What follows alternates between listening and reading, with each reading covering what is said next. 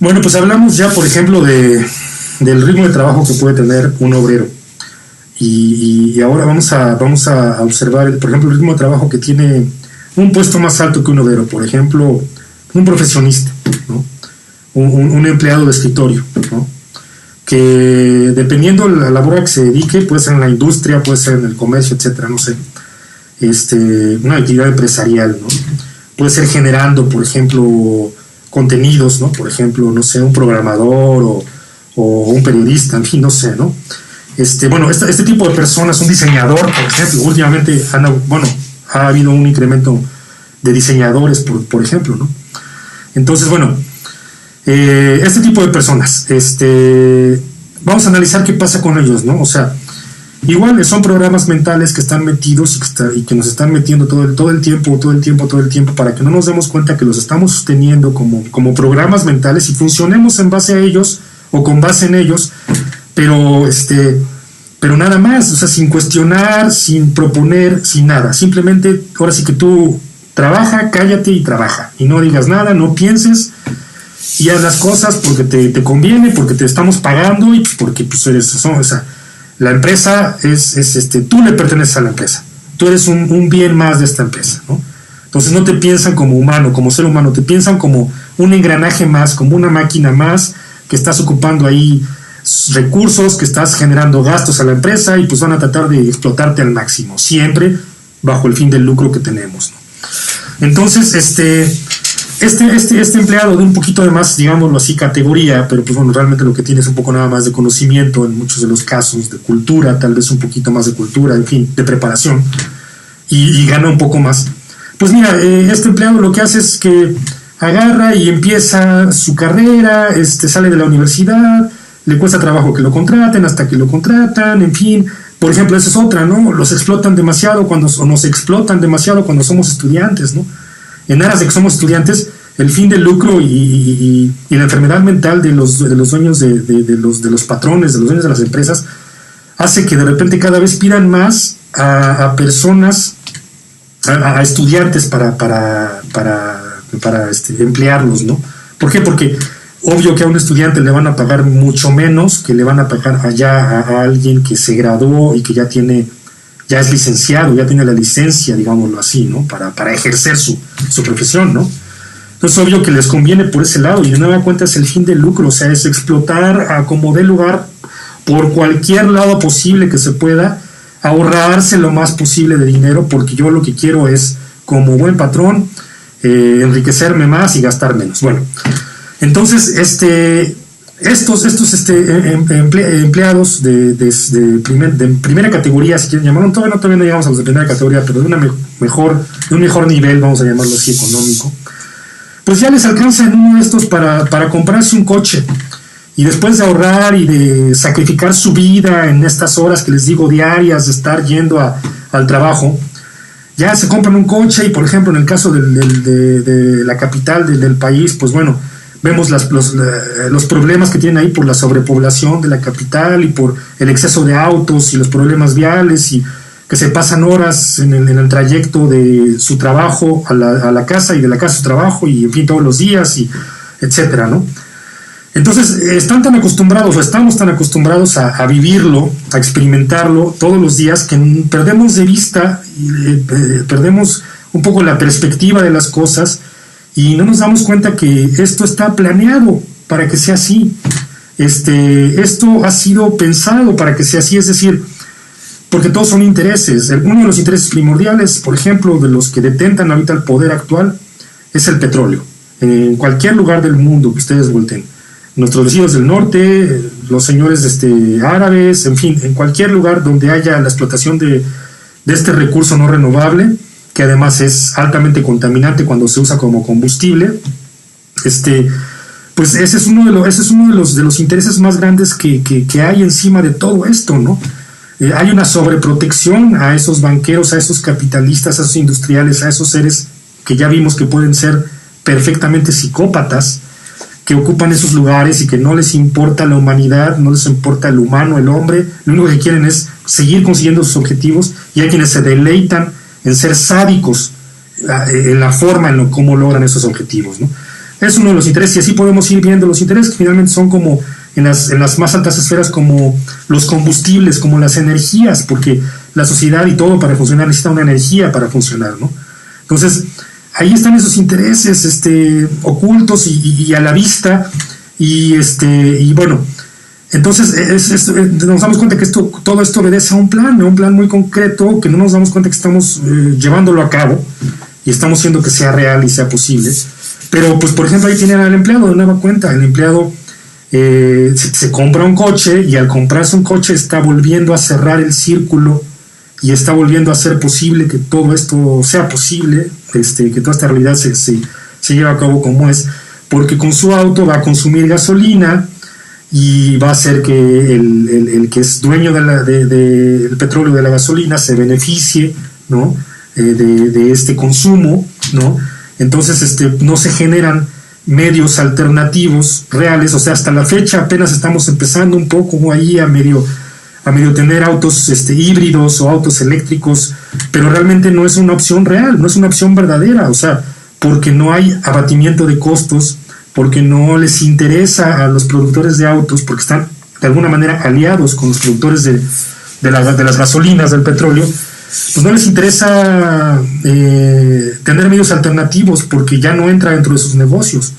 Imagínense si hubiera un auto que funcionara. Hay autos que funcionan con agua, de hecho, los hay, pero no se conocen y no se difunden y no se apoyan esos proyectos, porque todo obedece a estos intereses que están ahí y que nos tienen atrapados así.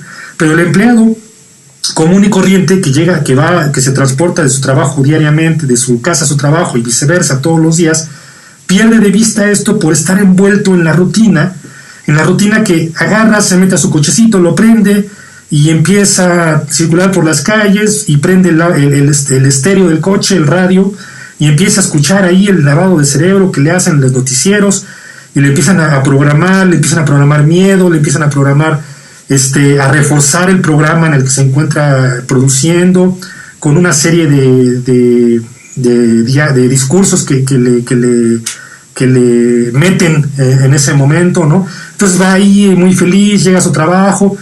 Entonces lo que no nos estamos dando cuenta es que en muchos de estos casos, de estos empleados de un poco más alta jerarquía, a veces no es necesario que vayan a sus casas, a sus trabajos desde sus casas para cumplir con su labor. Por ejemplo, hay muchos trabajos, por la naturaleza de los trabajos, por ejemplo, pueden desempeñarse desde casa, sin necesidad de estar en la oficina.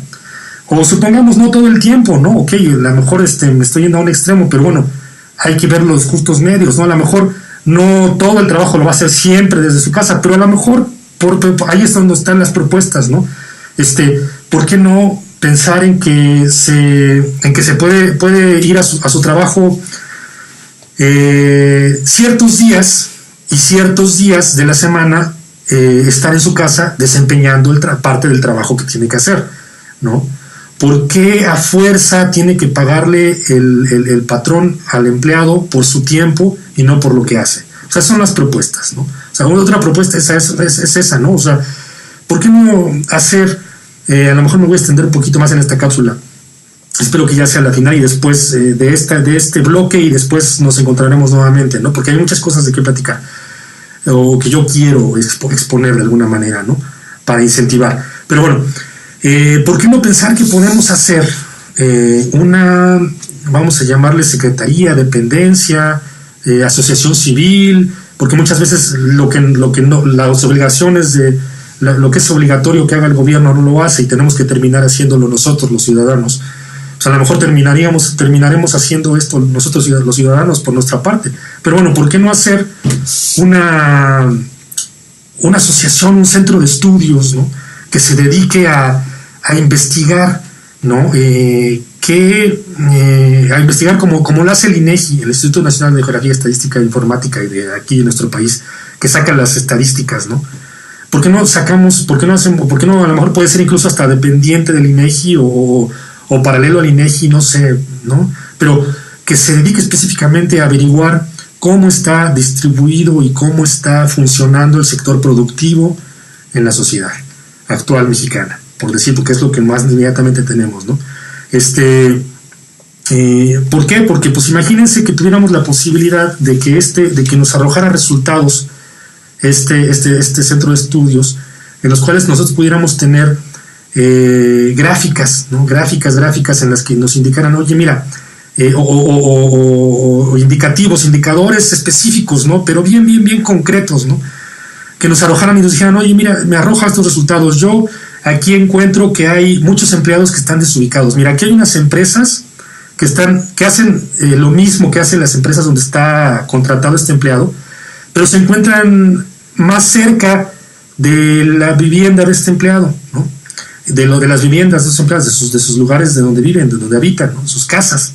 Entonces, ¿por qué no promovemos que precisamente que cambiemos de empresas? O sea, se van a dedicar a lo mismo, al mismo puesto que están desempeñando en la empresa actual, pero ahora lo van a hacer en otra empresa, ¿no? Similar, un puesto similar o el mismo, solo que vamos a transferir los empleados y vamos a reubicarlos para que entonces ya se evite el que tenga que el empleado desplazarse y cruzar toda la ciudad de manera absurda. Pero es que obviamente eso también conviene al esquema, porque como lo que dijimos anteriormente, o sea, al esquema de las cosas le conviene que tú consumas gasolina, y es lo que tenemos que darnos cuenta, ¿no? Por eso son las cosas como son, porque es un plan en el que tú tienes que consumir tu gasolina, seguir haciendo rico a esa persona que es el dueño del petróleo, y además tener un rato donde tú tengas un lavado de cerebro cuando prendes tu radio y te están ahí invadiendo con las ideas en imagen, radio o qué sé yo, cualquier estación prácticamente es lo mismo, ¿no? Cuando hay alguien que se atreve a pensar distinto, lo corren de la estación, de las estaciones de radio, de los canales de televisión, lo que sea, ¿no? Tenemos el caso, por ejemplo, de don Jorge Saldaña, ¿no? Aquí en México, ¿no? Que actualmente se encuentra haciendo su programa de radio por internet en medios alternativos, y lo retransmiten, digámoslo así, varias páginas web alrededor del mundo incluso, ¿no?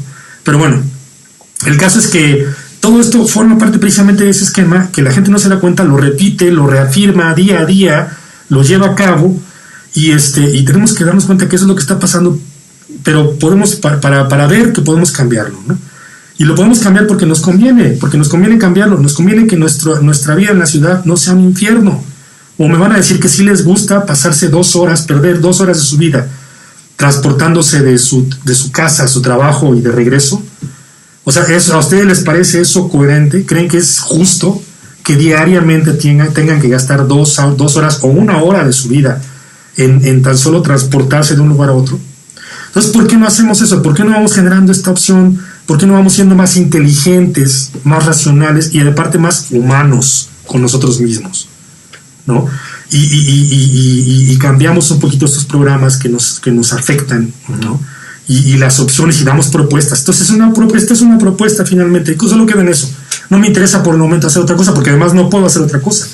No soy ni presidente ni nada por el estilo, ni quiero serlo para poder llevarlo a cabo, implementarlo, ¿no? Yo creo que nada más mi labor es sembrar la idea y dejar que a lo mejor otros que tengan ya más la preparación y más ahora sí que los pelos en la mano, más las herramientas, lo puedan desarrollar y lo puedan generar posteriormente, tal vez, ¿no? Ese sería mi gran logro, por decirlo. Pero bueno, el caso es que esas son las ideas que quiero fermentar, que quiero transmitir y que fermentar en ustedes, ¿por qué no decirlo así, no?